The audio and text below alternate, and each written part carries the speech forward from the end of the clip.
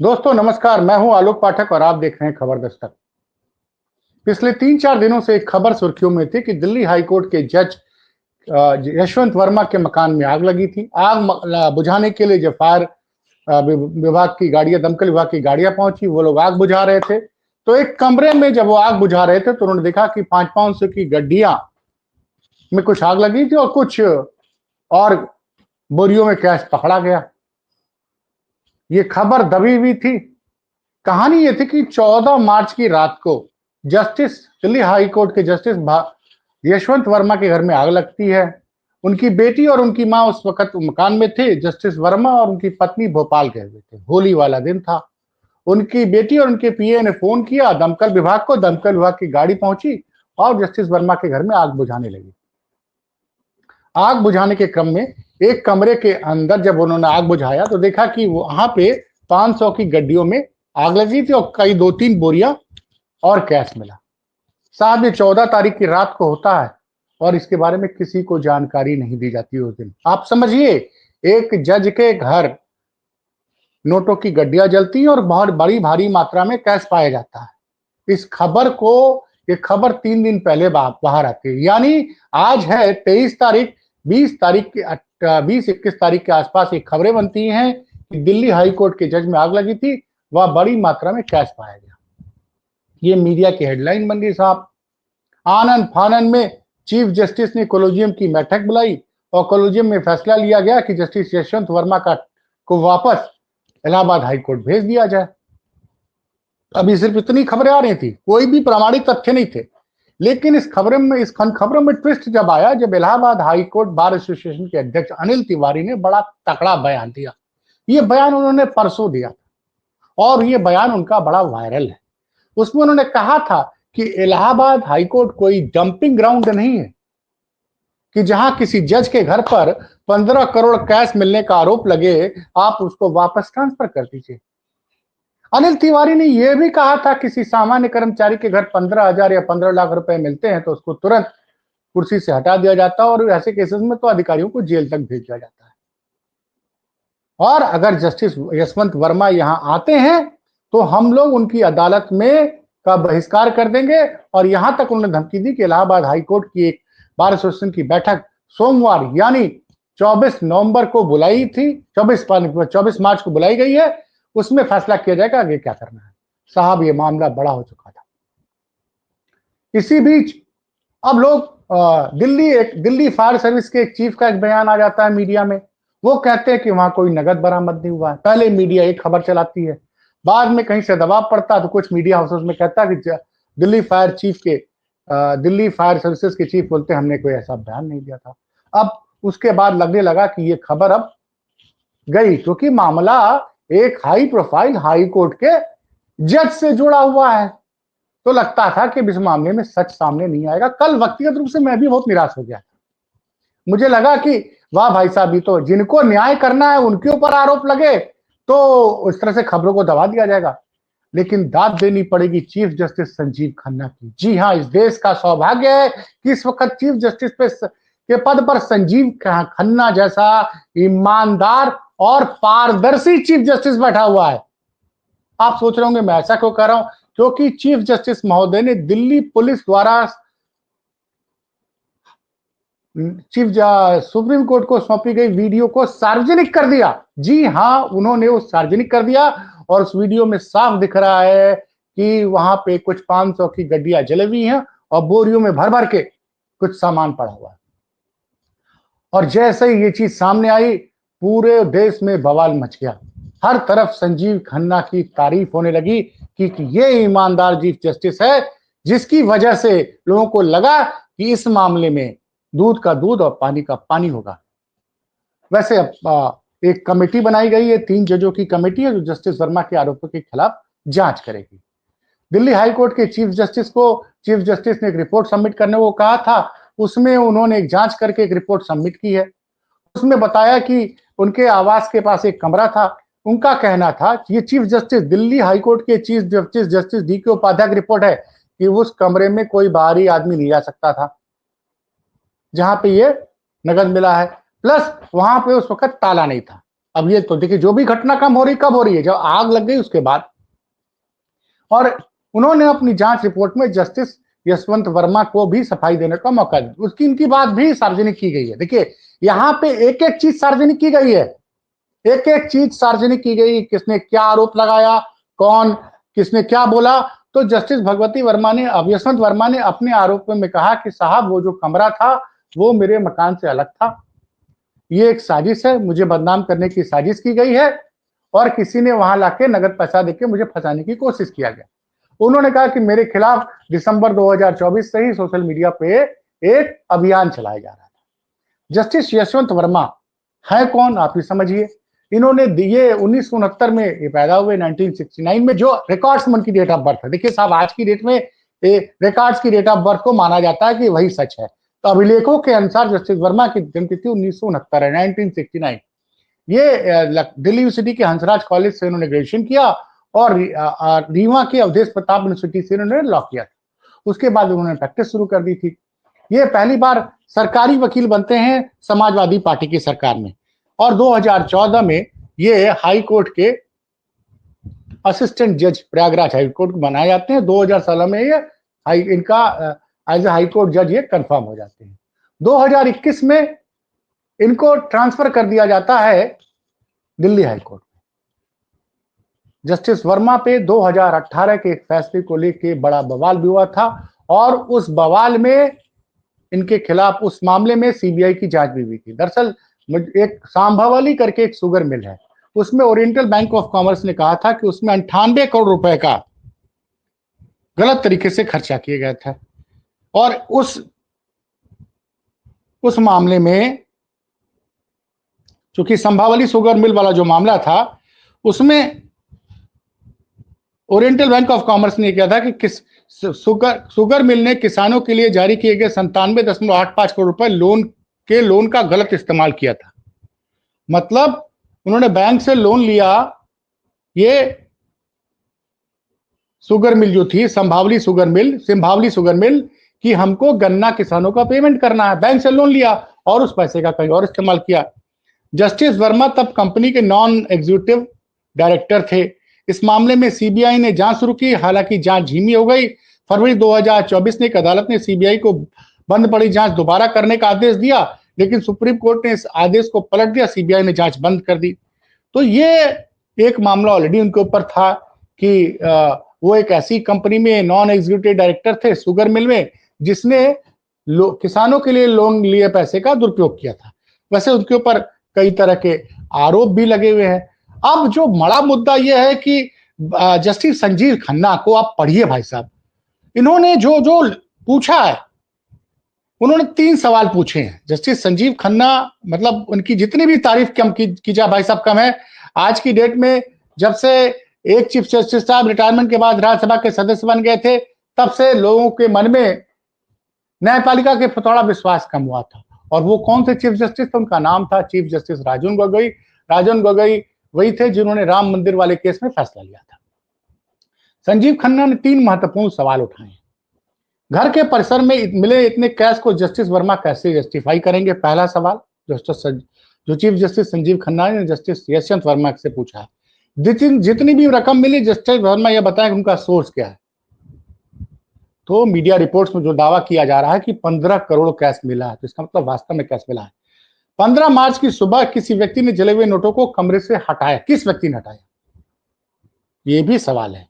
और इसके ये 3 सवाल, तो ये देखिए सारी चीजें, देखिए जस्टिस वर्मा की ईमानदारी की मैं दाद देता हूं कि वो सारी चीजें सार्वजनिक कर रहे हैं। ऐसा नहीं कि योगी जी कोई फैसला लेते हैं और फैसला क्या लेते हैं, फाइल किसी ने पढ़ी नहीं, अल्लाह मच गया।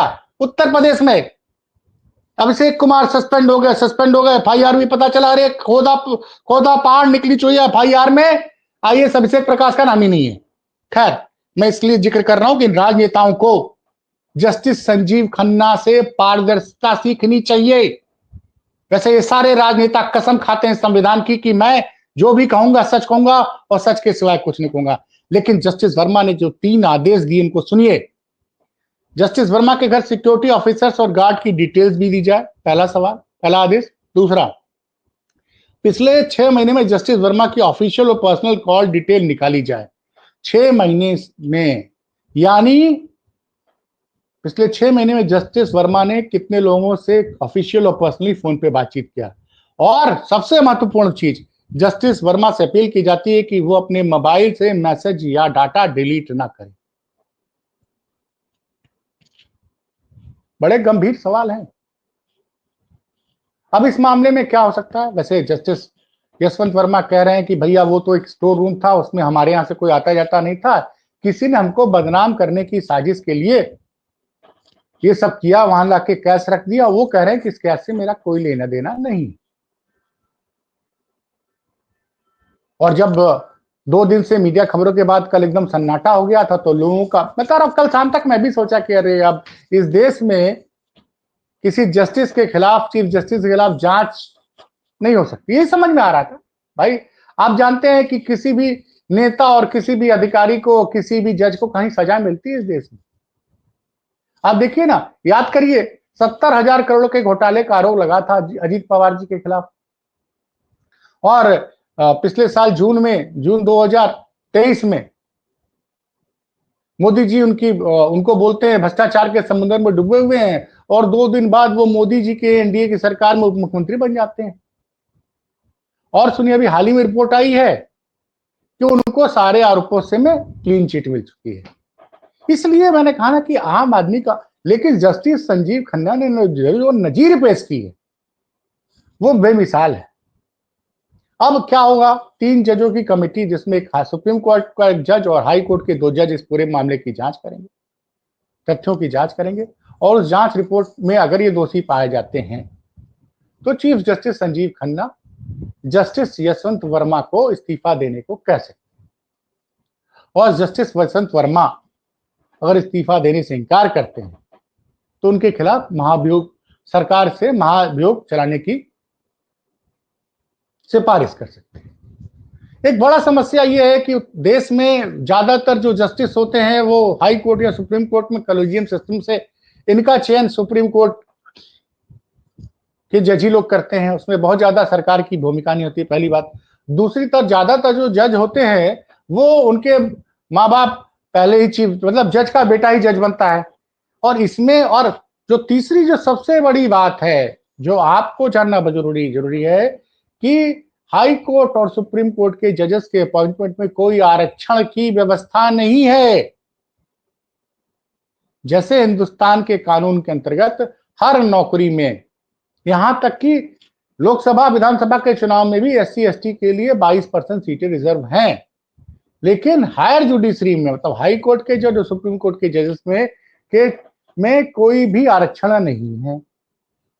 अब आप सोचिए, जस्टिस वर्मा का अपना पक्ष है कि भैया ये जो कमरा है वो मेरे मकान से बाहर का है, ठीक है, मेरे कैंपस में स्टोर रूम है, इस स्टोर रूम का इस्तेमाल हम नहीं करते हैं, इसमें पता नहीं किसी ने साजिश के तहत लाके वहां कैश रख दिया और हम फंस गए। अब इसमें Delhi high court, Delhi fire service के चीफ है, उनकी भी, उन्होंने कैसे, अगर उन्होंने बयान दिया, पहली बात पता नहीं उन्होंने बयान दिया कि नहीं दिया, क्योंकि मीडिया तो कुछ भी चला देती है। तो जरा इस आरोप की भी चीफ जस्टिस महोदय से अनुरोध है कि इनकी भी जांच करा ली जाए। और इस मामले में तारीफ करनी पड़ेगी दिल्ली पुलिस के कमिश्नर की, कि उन्होंने सारे वीडियो साक्ष्य रखे और सुप्रीम कोर्ट को सारे साक्ष्य उपलब्ध कराए। न सिर्फ सुप्रीम कोर्ट को उपलब्ध कराए, बल्कि दिल्ली हाई कोर्ट के चीफ जस्टिस DK उपाध्याय को भी उन्होंने उपलब्ध कराया है। तो ये बड़ी चीजें हैं। अब देखना यह है कि इस मामले में कब जांच पूरी होती है। लेकिन फिलहाल एक भारत की न्यायपालिका पर जो संदेह के बादल उठ गए थे, और तारीफ करनी पड़ेगी Allahabad high court bar association के अध्यक्ष अनिल तिवारी की, कि अनिल तिवारी ने मजबूती से यह नहीं कहा होता कि कोई डंपिंग ग्राउंड नहीं है इलाहाबाद हाई कोर्ट, कि किसी जज के ऊपर, उन्होंने कहा कि भाई किसी अधिकारी के ऊपर इस तरह से इतने कैश नगद मिल जाता तो उसको सस्पेंड किया जाता, आप उनका ट्रांसफर कर रहे हैं। हाँ, एक और महत्वपूर्ण बात बता रहा हूं, जस्टिस जस्टिस संजीव खन्ना ने कहा कि जब तक ये जांच पूरी नहीं हो जाती है, जस्टिस यशवंत वर्मा किसी मामले की सुनवाई नहीं करेंगे। जस्टिस जब तक यशवंत वर्मा के खिलाफ ये जांच पूरी नहीं हो जाती है तब तक, और उस पर कोई फैसला नहीं आ जाता तब तक, जस्टिस यशवंत वर्मा किसी भी मामले की सुनवाई नहीं करेंगे। उनको न्यायिक कार्य से दूर कर दिया गया, तो बड़ा ये सराहनीय कदम है। अब देखना है कि जांच एजेंसियां और ये जो कमेटी बनी है 3 जजों की, ये कब तक फैसला देती है। लेकिन फिलहाल जो मैंने कहा ना कि आम जनता के लिए एक बड़ी नजीर पेश कर दी है जस्टिस संजय खन्ना ने, क्योंकि इस देश में लगता था कि बड़े लोगों के करप्शन पे कभी ईमानदारी से जांच संभव नहीं है। तो इसलिए इससे एक उम्मीद की किरण जगी है। देश भर में कल रात से ही जस्टिस संजीव खन्ना की तारीफ में तमाम पत्रकारों ने खुलकर ट्वीट किया है। मैं आपको कुछ ट्वीट्स पढ़ के सुना रहा हूं। और आज की डेट में गूगल पे जस्टिस संजीव खन्ना सर्च किया जा, सबसे ज्यादा गूगल पे जस्टिस संजीव खन्ना को सर्च किया जा रहा है। अब जरा मैं कुछ ट्वीट बता रहा हूं आपको जो इस मामले के बाद जस्टिस संजीव खन्ना के पक्ष में किए गए हैं, क्योंकि देखिए व्यक्तिगत रूप से मुझे भी बड़ा अच्छा लगा। मैं सच में बता रहा हूं, कल मैं बहुत निराश था। मैं सोच रहा था कि किस देश में हम लोग रह रहे हैं। एक एक एक हाई कोर्ट के जस्टिस पे आरोप लगता है और वो जो है उसका सिर्फ ट्रांसफर किया जाता है। लेकिन अब जो कल जो बड़ी मतलब इसको कहते हैं ट्रांसपेरेंसी, जिस ट्रांसपेरेंसी की बात, पारदर्शिता की बात नरेंद्र मोदी जी पिछले 11 साल से कह रहे हैं, लेकिन वो कहीं दिखाई नहीं देती है। लेकिन कहते हैं जस्टिस खन्ना जैसे लोग वो आते हैं और बड़ी लकीर खींच देते हैं। यशवंत सिंह है हमारे परिचित हैं, भड़ास नाम की वेबसाइट चलाते हैं, पहले दैनिक जागरण वगैरह में संपादक रह चुके हैं।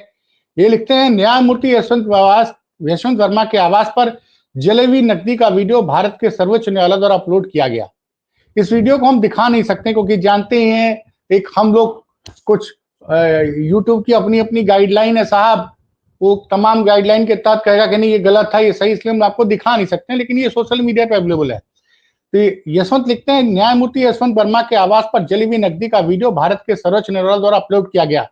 न्यायपालिका में ऐसी पारदर्शिता और जवाबदेही लाने के लिए मुख्य न्यायाधीश जस्टिस खन्ना को बहुत बधाई। अभूतपूर्व मत बोल रहे, अभूतपूर्व कदम है। ऐसा आज तक भारत के स्वतंत्रता के 77-78 साल के इतिहास में ऐसा कभी नहीं हुआ है।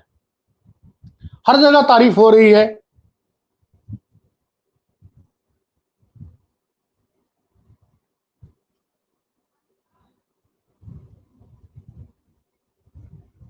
महिला पत्रकार है रोहिणी सिंह,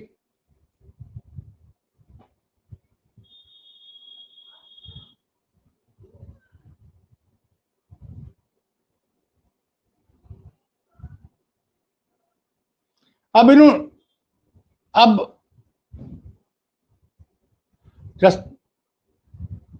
रोहिणी सिंह तो अलग दावा कर रही हैं कि the store room where the cash was burnt at Justice Verma's residence was always locked.